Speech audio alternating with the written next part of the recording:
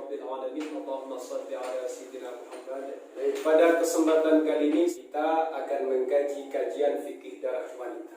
Perlu saya kasih tahu kepada kalian semua bahwasannya perempuan ini bisa mengeluarkan banyak darah. Kemudian darah ini juga punya hubungan, punya kaitan dengan hukum-hukum keislaman atau hukum secara fikih Islami.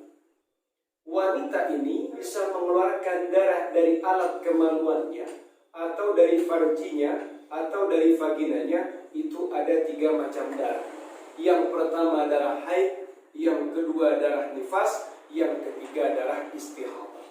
Apa darah haid itu? Darah haid itu darah yang keluar dari pangkal rahim seorang perempuan melalui farjinya, bukan karena melahirkan dan juga bukan karena penyakit. Itu dikenal dengan sebutan darah haid. Sementara kalau darah nifas adalah darah yang keluar dari farjinya perempuan setelah perempuan ini melahirkan. Ada lagi yang nomor 3 adalah darah istihadah. Istihadah ini nanti dibagi 2. Ada istihadah haid, ada istihadah nifas.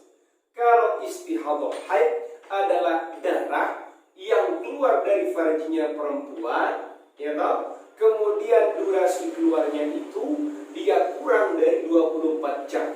Karena 24 jam ini termasuk hitungan minimalnya darah haid. Wanita ini keluar tidak mencapai 24 jam, darah istihadah. Atau darahnya keluar melebihi 15 hari 15 malam. Ini pun juga disebut darah istihadah, tapi istihadah haid. Kalau istihadah nifas, wanita yang mengeluarkan pendarahan yang melebihi dari 60 hari 60 malam. Ini yang disebut istihadah nifas. Sudah paham apa yang sudah saya sampaikan? Paham? Alhamdulillah. Pada malam hari ini kita akan fokus pada kajian seputar haid. Karena kalau dikupas semuanya ini butuh waktu yang lumayan panjang.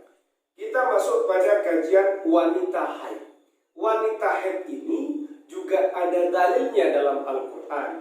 Kemudian menjadi rumusan bagaimana para faqih memproduk keputusan-keputusan fikih yang berhubungan dengan haidnya para perempuan. Dalil yang pertama adalah dalil yang dari Al-Quran. Apa itu? Allah Ta'ala berfirman, وَيَسْأَلُونَكَ عَنِ الْمَحِيضِ. Mereka bertanya kepadamu tentang haid. Kemudian lanjutan ayat ini, قُلْ هُوَ أَذًا فَاعْتَزِلُوا النِّسَاءَ فِي الْمَحِيضِ.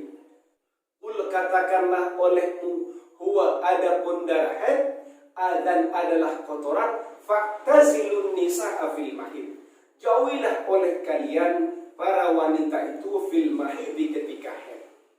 Wala taqrabuhunna hatta yadhurna. Janganlah kalian mendekati kecuali mereka sudah suci. Fa idza tatahharna fa'tuhunna min haitsu amarakumullah. Jika mereka sudah suci, maka datangilah mereka dari jalan di mana Allah Ta'ala memerintahkan kepada kalian semua.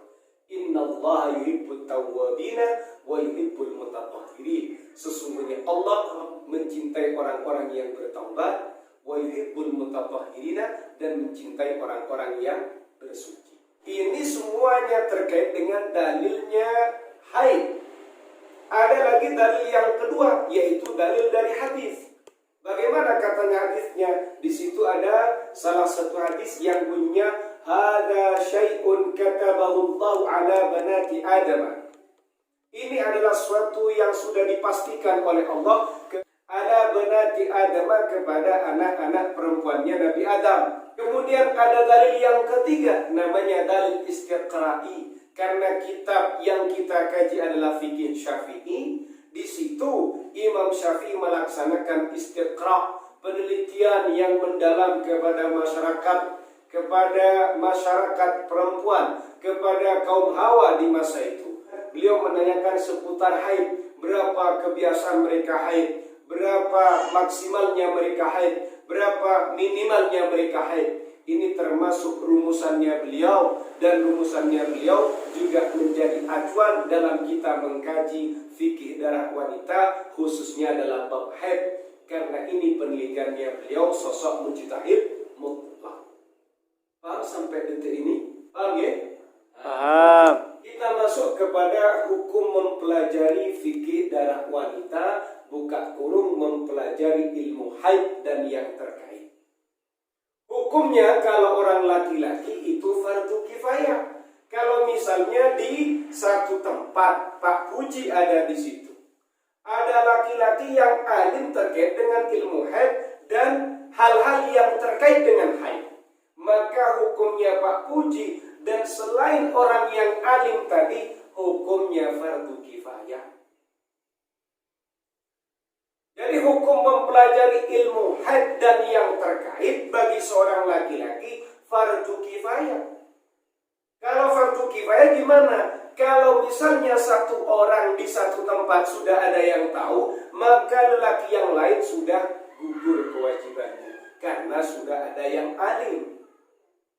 Tapi kalau bagi perempuan, hukumnya itu fardu ain. Masing-masing perempuan harus tahu terkait dengan haid dan yang terkait. Fardu ain sama dengan seorang laki-laki melaksanakan sholat Jumat. Paham sampai detik ini? Luar biasa. Antum santri yang cerdas. Haid dan ketentuannya. A. Haid itu menjadi petanda balik bagi seorang perempuan. Jadi kalau misalnya Pak Puji ini punya anak perempuan, dia ternyata haid, putrinya sampean haid, berarti dia sudah dihukumi balighah. Dihukumi balighah berarti apa yang menjadi kewajiban bagi orang baligh sudah berlaku kepada putrinya Pak Puji. Kenapa? Karena dia sudah punya tanda baligh. Apa itu? Yaitu putrinya sudah haid. Paham? Alhamdulillah. Kemudian yang kedua adalah B. Peristiwa sebelum haid. Jadi anak-anak perempuan, ibu-ibu perempuan, atau kaum hawa, ketika mereka itu mau mengalami yang namanya haid, biasanya ada peristiwa-peristiwa yang mengiringinya. Antaranya apa? Dia kadang sakit perut, dia kadang emosi, sensitif, kadang gampang tersinggung. Kalian jangan kaget, itu adalah suatu yang normal kepada para kaum hawa. Kadang di farjinya sudah keluar lendir, orangnya keringetan, orangnya capek, orangnya sensitif, sedikit-sedikit dia marah. Jangan kaget, berarti dia mau haid atau sedang haid. Paham ya? Oke, kita lanjutkan. C. Usia haid. Wanita itu kapan mereka itu bisa haid? Usia minimal haid itu secara rumusan ulama ketika dibulatkan, ternyata itu hitungannya 9 tahun. Kalau perempuan Indonesia atau gadis-gadis yang ada di negara kita itu kisaran umur 12, 13, 14 tahun. Tapi kalau dalam kitab fikih Syafi'i itu umur 9 tahun ketika dibulatkan. Tapi kalau kita masuk kepada kajian yang terdalam, ternyata umurnya perempuan itu tidak 9 tahun akhirnya. Berapa? 8 tahun lebih 11 bulan lebih 15 hari lebih sedikit. Berapa usia minimalnya perempuan haid itu, Ustaz? Usia minimalnya haid kalau orang Indonesia itu tetap kita mengacu kepada fikih Syafi'i karena mayoritas adalah Syafi'iyah. Berapa itu? 9 tahun. Tapi yang terjadi realitanya mereka itu haid umur 12, 13, 14. Dalam fikih umur 9 tahun itu dengan model pembulatan. Dan kalender yang dipakai adalah kalender Hijriah. Kalau kalender Masehi itu umurnya 8 tahun lebih 9 bulan. Itu kalau kalender Masehi. Kalau kalender Hijriah 9 tahun. Awas. Bagaimana penjelasannya ulama yang lebih lanjut terkait dengan usia minimal? Ternyata kalau misalnya ada perempuan yang dia mau genap umur 9 tahun kurang 15 hari 15 malam, apakah darahnya dikatakan haid atau tidak? Ternyata dalam kitab kuning itu, wanita yang mau genap ke umur 9 tahun kurang 15 hari 15 malam, itu dia sudah dikatakan haid. Kalau yang sebelumnya tidak disebut haid. Akhirnya, kalau kita rumuskan ulang, usia minimalnya adalah umur 9 tahun kurang 15 hari 15 malam. Paham? Bagaimana maksimalnya orang haid? Maksimalnya orang haid itu adalah umur 40 tahun, 45 tahun, 50 tahun. Kok beda-beda? Karena beda-beda menurut sebagian ulama, wanita dikatakan dia sudah menopause. Berarti maksimalnya orang haid itu ketika di usia menopause. Ada yang mengatakan umur 40 tahun, 50 tahun, 52 tahun, dan lain sebagainya. Kita masuk kepada yang D. Durasi wanita haid itu berapa minimalnya? Dan berapa maksimalnya? Minimal wanita haid itu, dia dikatakan haid, minimal durasinya harus mencapai 24 jam. 24 jam itu banyak model, Mursyid. Ada yang sehari semalam, kalau dia keluar terus. Ada yang model cicilan. Model cicilan gimana? Senin 2 jam, Selasa 2 jam, Rabu 2 jam, Kamis 10 jam. Masih berapa jam? 2, 2, 2. Tambah 10 berapa? 16 jam. Kemudian mampet, berarti dia belum dikatakan haid. Kalau tidak sholat, dia harus potong. Karena ternyata setelah dicek, darahnya tidak nyampe 24 jam. Paham?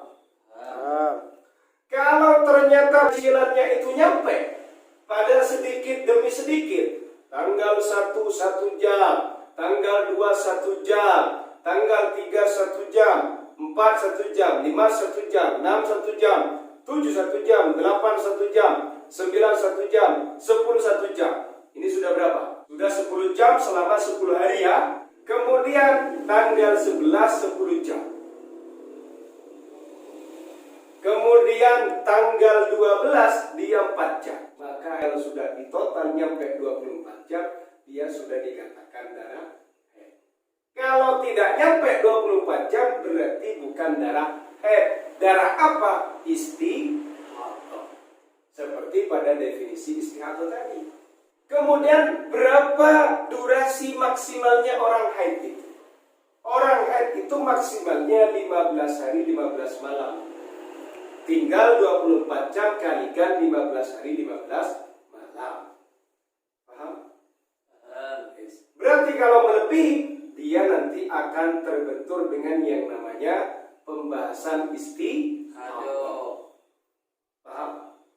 Kita masuk kepada kajian yang berikutnya. Bagaimana Ustadz? Katanya Ustadz, bisa seorang perempuan itu darah sehari 1 jam, besok 1 jam, besoknya lagi 2 jam. Gimana cara ngecek darahnya itu? Gampang, kalau pengen dicek itu ada tata caranya. Caranya bagaimana? Kalian harus memeriksa darah itu mampat atau tidak pada vagina atau farji di bagian dalam. Farji itu ada farji bagian luar, ada farji permukaan bagian luar, ada farji permukaan bagian dalam. Farji permukaan bagian luar itu bagaimana? Ketika seorang perempuan itu jongkok, itu masih farji permukaan bagian luar. Kalau bagian dalam, ya itu harus dibuka, dimasukkan kapas. Kalau di situ masih ada lendirnya, ada arsiran-arsiran darah, berarti belum suci. Lendir tapi ada arsiran darah, apalagi ada darahnya. Kalau sudah putih total gak ada warna darahnya, nah itu berarti dia sudah bersih atau sudah suci. Jadi cara untuk mengetahui bersih dengan tidaknya terkait dengan darah yang ada di farji perempuan harus dicek pada farji di permukaan bagian dalam dengan cara memasukkan kapas atau kertas ke dalam farji. Paham ya? Saya kira tidak harus praktek karena kita bersama bercanda. Kita masuk yang F.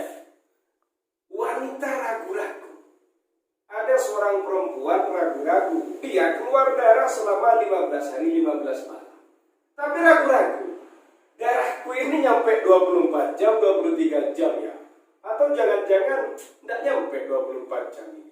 Nah, ketika ragu-ragu ini mau kita katakan dia haid atau tidak, maka masuk pendapatnya ulama.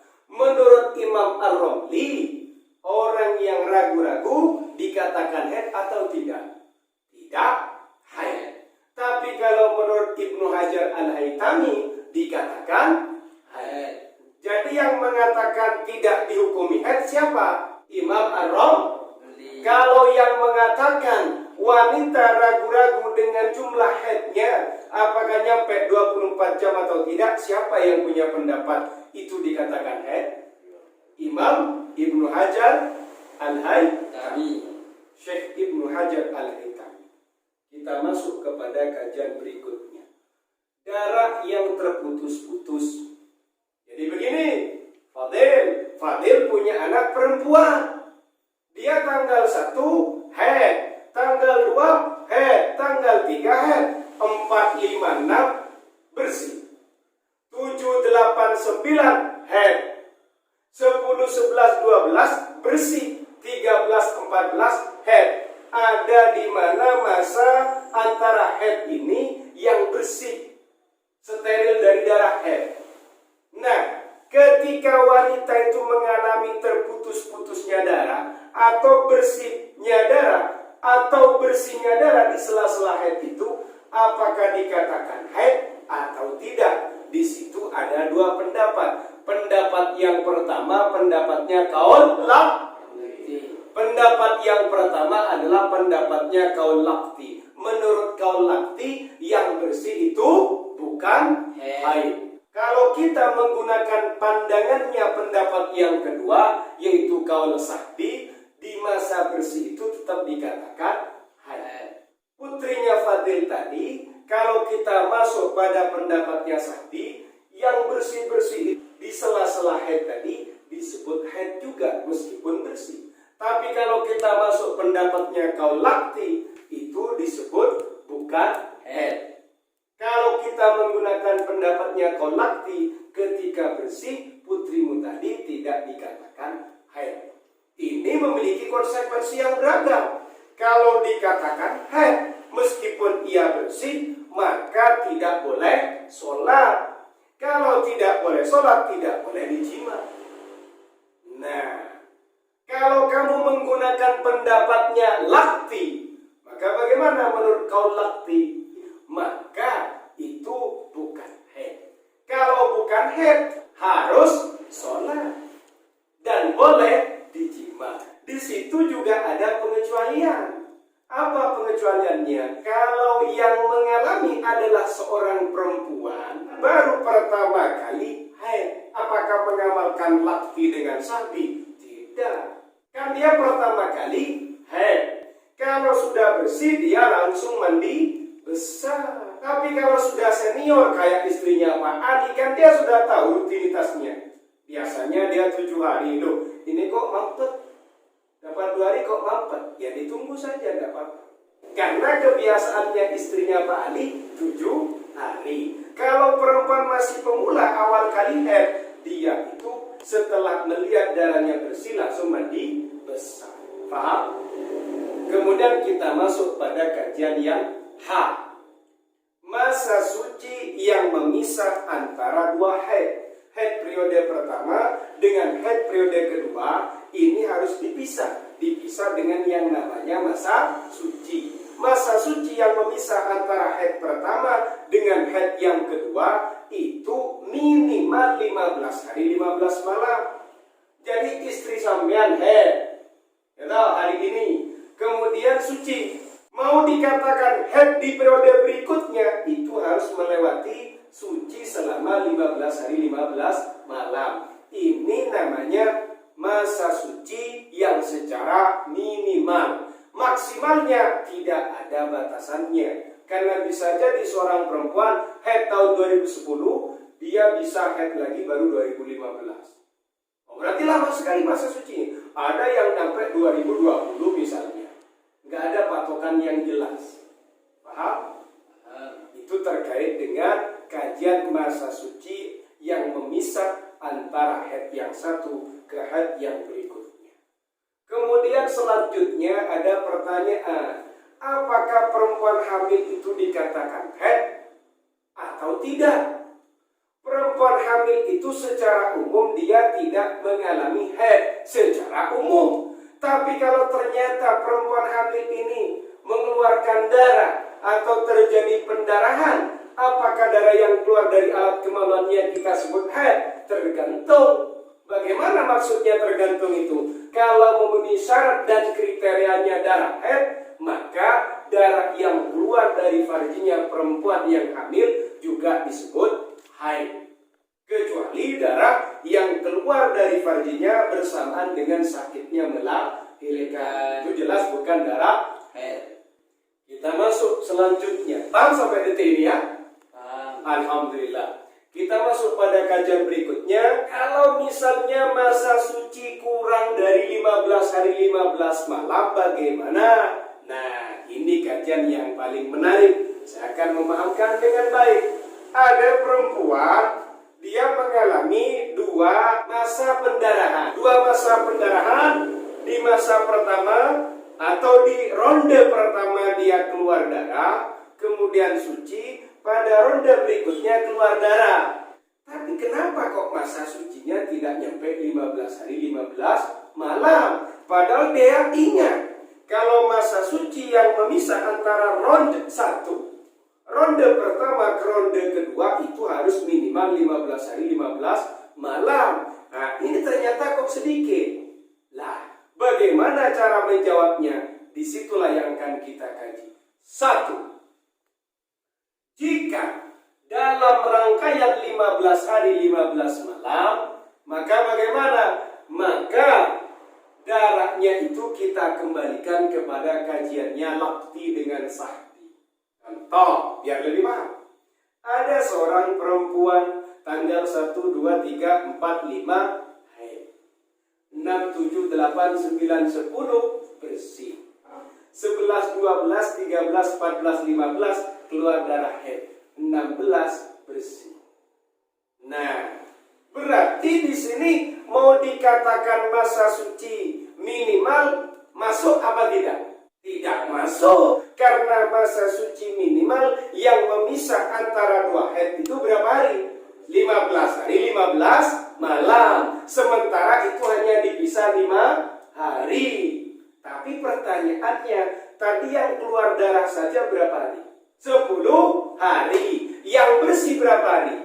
5 hari. Tadi kaidahnya, jika dalam rangkaian 15 hari 15 malam, rangkaian 15 hari 15 malam ini rangkaian maksimalnya wanita haid, maka bagaimana cara menjawabnya? Kembalikan kepada lakti dan sahbi.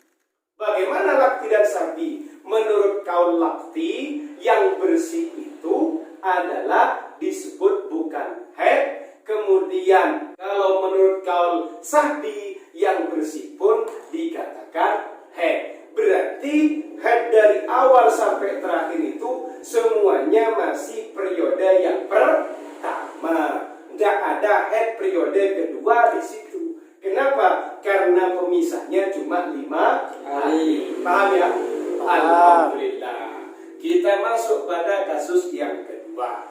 Jika melebihi rangkaian 15 hari 15 malam, ini melebihi rangkaian 15 hari 15 malam. Kalau tadi kan satu rangkaian, Tapi sekarang ini sudah keluar dari 15 hari 15 malam. Maka bagaimana? Maka darah pertama dikatakan haid, darah yang kedua disebut darah fasad atau darah kotor. Tapi ketentuannya ada. Masa pemisah ditambah dengan darah pertama tidak boleh kurang dari 15 hari 15 malam. Kemudian B, masa pemisah ditambah dengan darah yang kedua tidak melebihi 15 hari 15 malam. Kita masuk ke contoh biar lebih paham. Ada seorang perempuan namanya Anita. Tanggal 1 haid, tanggal 2 haid, tanggal 3 haid. Ya kan? Sudah berapa hari? 3 hari. Kemudian tanggal 4 sampai tanggal 15 dia bersih. Berarti bersihnya berapa hari? 12 hari. Keluar darahnya berapa hari? 3 hari. Oke. Ya. Kemudian 16, 17, 18 dia keluar darah. Berapa hari keluar darah? 3, 16, 17, 18 berapa hari? 3 hari. 3 hari. Nah, tadi dibaca masa pemisah ditambah dengan darah pertama tidak boleh kurang 15 hari 15 malam. Tadi darah pertama berapa? 3 hari. 3, darah pertama ditambah dengan pemisahnya. Pemisahnya berapa tadi? 12 pemisahnya. Pemisahnya berapa? 12 tambah 3 15. Kurang apa lebih? Pas. Yang diminta tadi apa? Tidak boleh kurang. Memenuhi syarat pertama? Memenuhi. Syarat kedua, masa pemisah ditambah dengan darah yang kedua tidak lebih dari 15 hari 15 malam. Tadi lebihnya berapa hari tadi? 3 hari. 3 hari. Ditambah dengan pemisah yang banyaknya 12. 3 tambah 12 15. Nah, ya kan? Memenuhi syarat apa enggak pada yang B? Memenuhi. Nah, kalau sudah memenuhi syarat, maka hukumnya darah yang pertama dihukumi haid, yang kedua tadi itu dihukumi darah fasad atau kotor. Lu kenapa kok dihukumi kotor yang 16, 17, 18? Kok tidak disebut haid? Karena kalau mau dimasukkan ke haid tidak bisa. Kok bisa begitu? Karena masa sucinya harus 15. Karena masa sucinya harus 15. Sementara masa suci yang ada berapa tadi? 12. Berarti kurang berapa? Kurang 3. Makanya yang berdarah di 3 hari ini digabungkan dengan yang 12. Jadi meskipun dia hakikatnya keluar darah, tapi secara hakiki keislaman dia dianggap suci. Berarti dia harus sholat, boleh dijimat. 3 hari itu disebut darah fasad karena 3 hari itu mau dipakai untuk melengkapi masa suci yang masih kurang sebanyak 3 hari. Masa suci itu yang diminta 15 hari 15 malam. Paham ya? Alhamdulillah. Yang terakhir, jika jumlah masa suci ditambah dengan yang kedua ternyata melebihi 15 hari 15 malam. Masa suci tadi ditambah dengan darah yang kedua melebihi 15 hari 15 malam. Maka bagaimana? Maka sebagian darah kedua dihukumi fasad. Dihukumi fasad berarti dihukumi darah kotor. Maksudnya bagaimana? Untuk melengkapi masa suci yang masih kurang. Dan sebagian yang lain dihukumi haid periode berikutnya jika memenuhi kriteria dan ketentuannya darah haid. Contoh, ada seorang perempuan namanya Rita. Rita tanggal 1, tanggal 2, tanggal 3 haid. Yes. Kemudian tanggal 4 sampai tanggal 15 dia itu bersih atau suci. Haidnya masih berapa hari? 3. Masa bersihnya berapa hari? 12. 12. Setelah 12, ternyata Rita ini keluar darah sebanyak 10 hari 10 malam. Yes. Tadi jika jumlah masa suci ditambah darah yang kedua, darah yang setelah suci itu darah yang kedua, melebihi 15 hari 15 malam, maka bagaimana? Sebagian darah kedua disebut darah fasad untuk melengkapi masa suci, sebagian yang lain disebut darah haid yang di periode berikutnya jika memenuhi syarat dan kriterianya darah haid. Nah, contoh yang tadi Rita 1, 2, 3 haid, ya kan? Ya haid. Kemudian 12 suci, berarti haidnya 3 hari, sucinya 12. Ditambah haid lagi 10 hari. Pertanyaannya, ada berapakah haidnya Rita? Periode pertama dia haidnya 3 hari, periode kedua haidnya berapa? 7 hari. Loh, yang 3 hari tidak disebut haid. Kenapa? Untuk melengkapi kebutuhan masa suci yang masih kurang 3 hari. Begitu. Berarti kalau 3 hari yang digunakan untuk melengkapi masa suci tadi, ternyata di waktu itu wanita tidak sholat, perempuannya tidak sholat, maka ia harus mengkodok. Nah, berat jadi perempuan ini.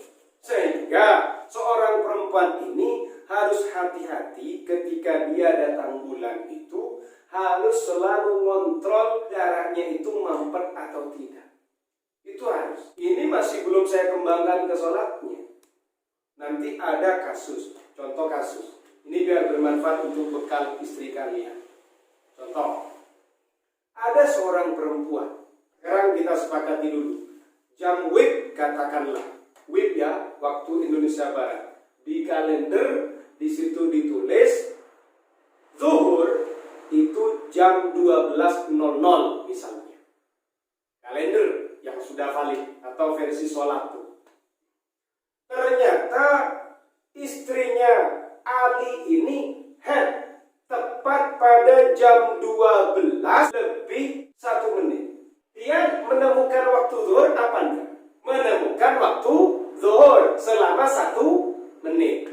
Saya mau tanya, istrinya Ali sholat seringan mungkin cukup enggak 1 menit?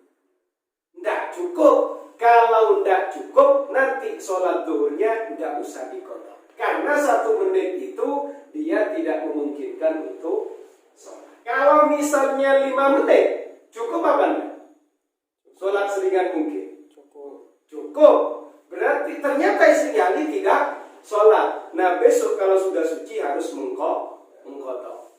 Misalnya zuhurnya jam 12. Jam 12 dapat 5 menit, istrinya Ali belum sholat, dia waduh, ini zuhur sudah masuk 5 menit. Karena dalam durasi 5 menit ini bisa melaksanakan sholat yang seringan mungkin, maka besok kalau suci Ali, dia harus mengkodok sholat zuhur. Karena 5 menit itu cukup untuk sholat. Nah, ini ketika maniknya, penghalangnya datang. Bagaimana ketika maniknya hilang? Maniknya hilang berarti perempuan ini suci. Tadi itu saya berbicara kedatangannya darah haid. Jika darah haid itu datang atau nifas itu datang, ya kan? Di waktu sholat dan waktu itu dia memungkinkan. Di waktu itu dia memungkinkan sholat, tapi ternyata wanita itu tidak sholat, maka besok wajib qadha. Kalau di waktu itu dia tidak memungkinkan untuk sholat, karena cuma 1 menit, dengan sholat yang ringan dia tidak memungkinkan, maka besok tidak wajib qadha. Ini berbicara kedatangannya penghalang, kedatangannya haid atau nifasnya. Bagaimana kalau kita masuk pada kesuciannya atau hilangnya manik? Penghalangnya hilang, pulangnya atau perginya haid dan nifas, berarti sudah hilang. Dia berarti suci atau bersih. Kita masuk ke contoh biar lebih paham. Di kalender ditulis di situ jam 18.00 waktu maghrib masuk. Ternyata istrinya Ali ini dia melihat darahnya suci tepat pada jam 17 lebih 59 lebih 45 detik. Berarti yang mau maghrib butuh berapa detik? 15 detik. Tepat pada jam 17 lebih 59 lebih 45 detik, istrinya Ali mempunyai keyakinan setelah dicek suci. Berarti yang mau maghrib berapa detik, Sofi? 15 detik. Tek, tek, tek, tek, tek. Saya mau tanya, cukup enggak takbiratul ihram? Takbir tak 15 detik. Takbiratul ihram bukan sholat. Takbir tak cukup apa enggak? Cukup. Cukup. Kalau cukup untuk takbir, maka wajib dikodok sholat itu. Standarnya cuma pakai takbir. Dan kabar baiknya, kalau sholat itu bisa dijamak, maka yang sebelumnya juga dikodok. Ini kan tadi berbicara asar. Dia menemukan sholat asar apa enggak? Istrinya Ali tadi menemukan. Durasinya berapa detik yang menemukan? 15 detik. 15 detik cukup nggak untuk takbir? Cukup. Karena cukup untuk takbir, maka sholat harus kamu kodok. Berikut juga dengan zuhurnya. Karena zuhurnya itu bisa dijamak. Paham? Guys, itu saja karena sudah malam. Nakhtatim hadzal liqa bi qiraati hamdalah jama'atan.